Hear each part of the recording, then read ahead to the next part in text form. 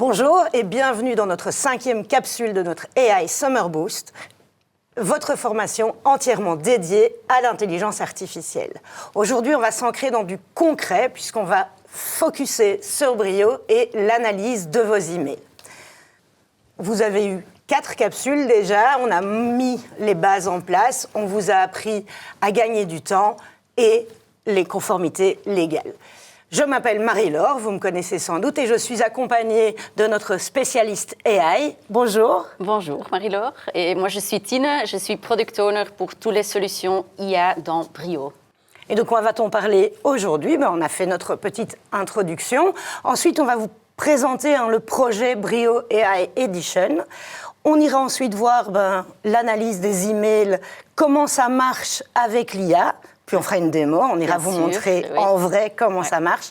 Et on vous parlera du futur.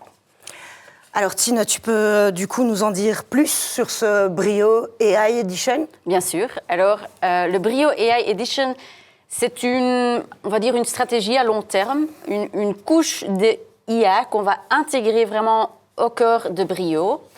Et sur quoi est-ce qu'on va se focaliser ? On va se focaliser sur des tâches répétitives, administratives, des tâches qui n'ont pas beaucoup de valeur de les traiter par un humain, mais qui prennent beaucoup de temps. Et donc là, le but, c'est vraiment qu'on va libérer du temps pour que le courtier puisse se concentrer sur le cœur de son métier, ce qui est conseiller les clients, offrir du valeur pour les clients. Et donc, la première fonctionnalité dans ce Brio AI Edition, c'est l'analyse des emails entrants, mais ce n'est que le début. Il y a plein d'autres fonctionnalités qui vont suivre après, plus tard. Alors aujourd'hui, comment ça se passe quand on reçoit un mail ? Pour le ranger dans Brio, pour l'assigner, il faut d'abord le lire, le comprendre, ça c'est logique, déterminer à quel endroit de Brio on va devoir le ranger, ouvrir à minima la fiche du preneur et puis compléter la fenêtre d'assignation. Alors on a un peu chiffré pour vous comme ça, ça prend à peu près 2 à 3 heures pour une centaine de mails. C'est évidemment essentiel de ranger ces mails en Brio, on a besoin de garder cette trace, mais ça prend énormément de temps et ça n'apporte pas beaucoup de valeur. Donc grâce à l'AI, tu vas nous présenter comment ça marche. Oui. J'ai un petit schéma ici pour essayer d'expliquer ça de manière structurée. Donc, qu'est-ce qui va se passer quand vous déterminez un répertoire d'emails que je veux faire analyser avec l'IA ? Qu'est-ce qui se passe ? Tous les nouveaux emails vont être envoyés à la service IA. Qu'est-ce qu'on fait dans une première étape ? On va regarder, est-ce que ce mail est pertinent pour assigner à Brio.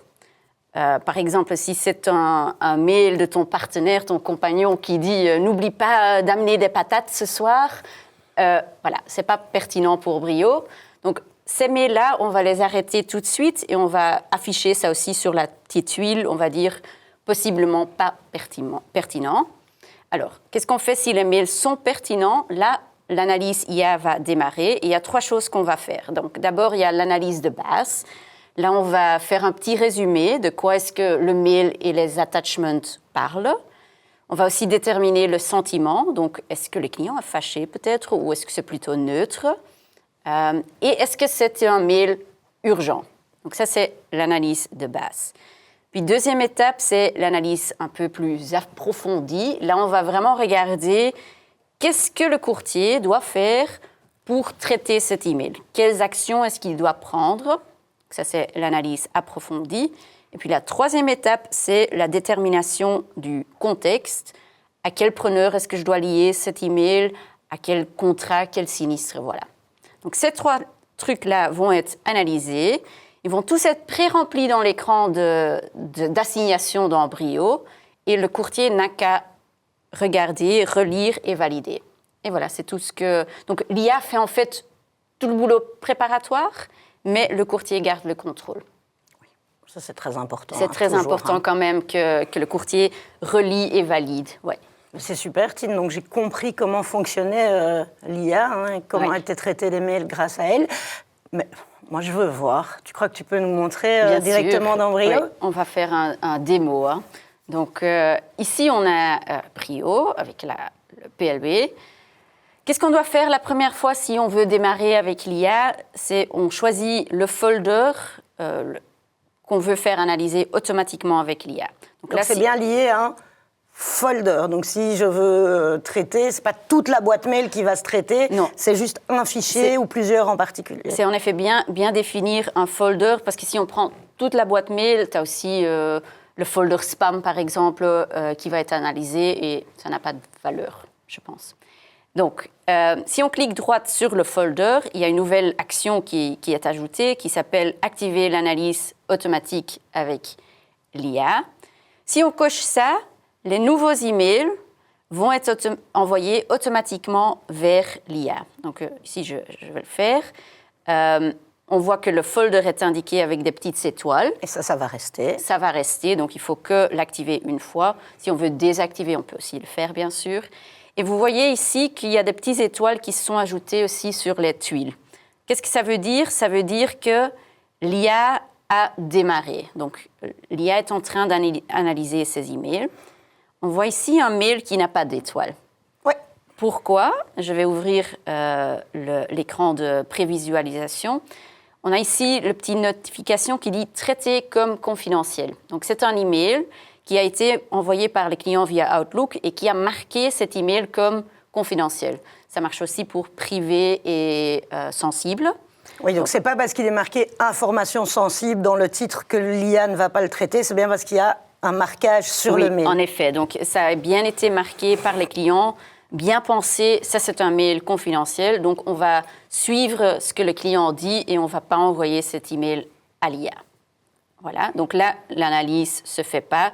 Vous pouvez toujours le traiter, bien sûr. Hein, voilà. Entre-temps, on voit que les autres mails ont été analysés et il y a toujours une petite info IA qui s'est ajoutée. Donc ici, tu as le résumé.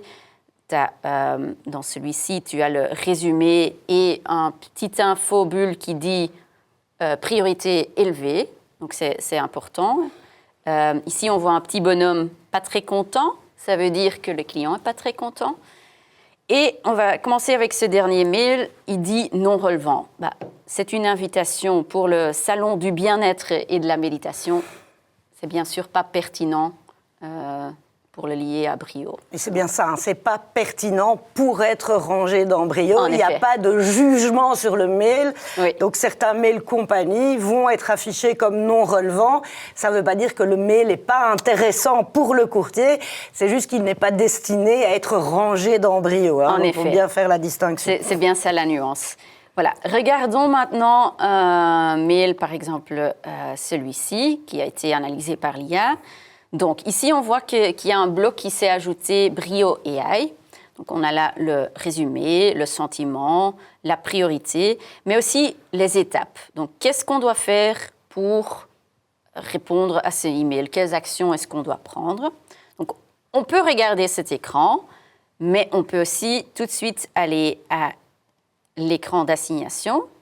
Et là, on voit vraiment la magie de l'IA. Ça a été pré-rempli complètement grâce à l'IA. Donc, le type du document est pré-rempli, la description est pré-remplie.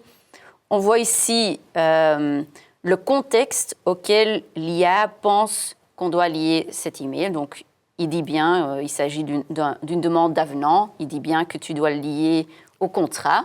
Il est même 100% sûr dans ce cas-là. Oui, donc on voit toujours s'afficher le pourcentage, désolé. Oui, le pourcentage de confiance, on peut dire.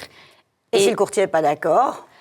Il y a deux choses. Donc, si le courtier n'est pas d'accord, il peut toujours aller chercher un autre contexte dans Brio. Mais parfois, l'IA propose plusieurs contextes. Donc ici, on voit aussi qu'il a trouvé le preneur en question, avec moins de probabilité, parce qu'il a bien compris qu'il faut le lier à un contrat, mais il le propose quand même. Donc c'est toujours utile d'ouvrir le petit drop-down, voir s'il y a une autre suggestion, et si l'IA ne l'a pas trouvé, ce qui peut arriver, on peut toujours le chercher lui-même. Oui, parce que il faut voir en fonction aussi de ce que le client met dans son mail pour que l'IA puisse faire son travail. Oui, ce n'est pas de la magie non plus. S'il n'y a pas assez d'infos, l'IA ne va pas trouver le contexte. Alors, qu'est-ce qu'on voit encore? On a ici l'activité. Donc, il y a une tâche qui est pré-remplie avec les étapes à suivre et aussi le résumé. Donc, on met aussi un résumé un peu plus étendu dans l'activité. Comme ça, celui qui reçoit l'activité, il comprend bien de quoi il s'agit. On voit aussi, vu que c'est un mail de priorité élevée, que la priorité de la tâche a aussi été mise comme haute. Et ça a été assigné tout de suite au bon utilisateur en fonction du contexte. Voilà. Donc ici, c'est le gestionnaire du contrat, en fait. Oui, c'est le gestionnaire du contrat ici. Donc voilà, le courtier, il reçoit ça, il vérifie si c'est OK, et si c'est OK, il clique sur OK. Ça va traiter l'email, il va être assigné dans Brio, et l'activité va être créée aussi. Voilà. C'est top, ça. Donc ça, c'est un exemple. On va regarder un autre exemple ici, celui-ci. Ah oui, il y a des pièces jointes. Oui, en effet, il y a des pièces jointes. Donc ici, on voit il y a plusieurs pièces jointes. De nouveau, on a le bloc Brio AI qui est pré-rempli. Mais ce qui nous intéresse, c'est l'écran d'assignation. Et là, on voit vraiment, tout est pré-rempli. Mais moi, comme courtier, je préfère séparer le mail et les attachments. Donc je peux cliquer ici. Si c'est avec le paramètre par défaut, ça fonctionne. Oui, donc aussi. ça suit le paramétrage. Oui. Donc ici, ça veut dire que le PLW était paramétré pour un seul bloc. Oui. Si c'est paramétré, assigné en pièces jointes et mails séparés, sera automatiquement bien séparé sûr. et oui, analysé. Oui. Oui, bien sûr. Et donc ici, on voit donc l'email est pré-rempli avec tout ce qui est important, l'objet de risque est dedans, voilà, donc il a bien trouvé. Si on regarde les autres annexes, par exemple ici, tu as le type de document, tu as l'objet de risque qui est aussi trouvé, tu as un autre attachment, ici encore un autre. Donc, il pré-remplit tout, en fait. Et il faut que sauvegarder, vérifier et adapter sauvegarder. éventuellement voilà. si on a besoin, on a d'autres démarches au bureau. Mais normalement, tout est bon et fait par Normalement, tout est bon, mais c'est important de vérifier quand même. Et si on clique sur OK, c'est de nouveau la même histoire. Tout va être assigné en Brio et l'activité va être créée. Voilà. Merveilleux. J'ai vu quand même, Tine, tu travailles exclusivement avec le volet du PLW. C'est pour une bonne raison, je suppose? Oui, c'est en effet pour une bonne raison, parce que si on veut vraiment obtenir le valeur complet de cette fonctionnalité, il vaut vraiment mieux de travailler à partir de cette inbox, parce que si on travaille encore dans Outlook, c'est différent. Tu vas déjà faire le boulot préparatoire toi-même. Oui, la lecture du mail et la réflexion sur le contexte. Si je pars de Outlook, c'est moi, courtier, vous, courtier, qui allez le faire, que si vous partez du volet du PLW. En effet. Et vous l'avez vu, on a travaillé exclusivement avec l'écran de recherche. Évidemment, mais normalement, vous n'aurez plus besoin, mais si vous êtes dans la fiche d'un client, là, l'assignation va se faire et se réfléchir à partir du preneur dans lequel on est. Hein. Oui, toujours, ça va continuer à fonctionner. Mais donc, vraiment, si on veut vraiment avoir la valeur ajoutée, c'est mieux de travailler à partir de cette inbox dans le PLW. Voilà. Merveilleux. C'est tout ce que je voulais montrer. Je trouve ça extraordinaire. J'ai hâte. Je suppose que nos courtiers qui nous regardent aussi. Alors, c'est disponible pour quand ? Alors, c'est disponible déjà maintenant en production pour nos courtiers pilotes. Donc, on a 40 courtiers qui sont déjà en train de l'utiliser depuis fin juin. Donc, maintenant, ce qu'on fait, c'est on peaufine le processus pour avoir vraiment un truc nickel. Et à partir d'octobre, on va l'ouvrir pour tous les courtiers intéressés.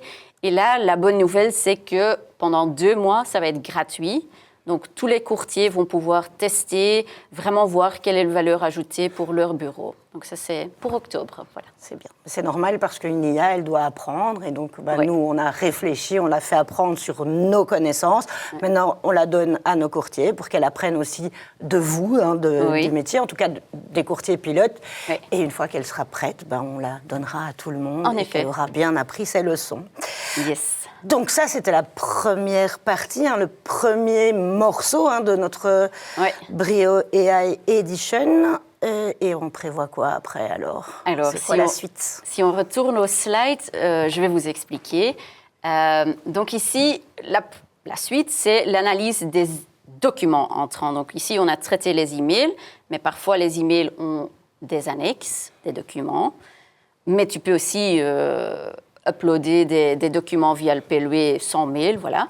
Donc tous ces documents-là, on va les analyser aussi grâce à l'IA. Donc on va déterminer le type du document, le contexte auquel il faut le lier, une petite description bien sûr. Mais qu'est-ce qu'on va faire d'autre? En fonction du type du document, on va extraire les infos pertinentes et on va les mettre tout de suite aux bons endroits dans Brio ou, si besoin, déclencher un workflow pour... allez, imaginons qu'un client envoie le constat européen d'accident. On pourrait s'imaginer qu'il y a un workflow qui crée le sinistre. Si un client envoie une photo de sa carte EID, on aimerait bien ne plus devoir manuellement copier-coller les infos de la les carte. infos. On fait des erreurs comme ça ici. Le but, c'est que l'IA va prendre l'info de la carte et le mettre tout de suite au bon endroit dans Brio. Waouh! Et ça, c'est donc la suite, le premier projet concret qui suit. Voilà. Merveilleux, c'est incroyable. Je pense qu'on a fait le tour de notre sujet du jour. On va donc pouvoir donner rendez-vous à nos courtiers pour la dernière capsule qui sera diffusée le 25 août et qui sera consacrée encore à l'IA, encore focus, mais cette fois sur Portima Connect et l'avantage de l'IA dans le module de la DIV. Je vous dis à très bientôt. À bientôt.